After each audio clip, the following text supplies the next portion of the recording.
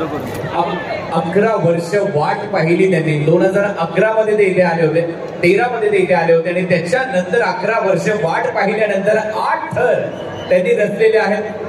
संभाजी क्रीडा मंडळ संस्कृतीची दहीहंडी ही मानाची ट्रॉफी तुम्हाला दिली जाते आणि आम्ही वाट पाहतो तुमची प्रो गोविंदामध्ये. नक्कीच असा सराव चालू ठेवा.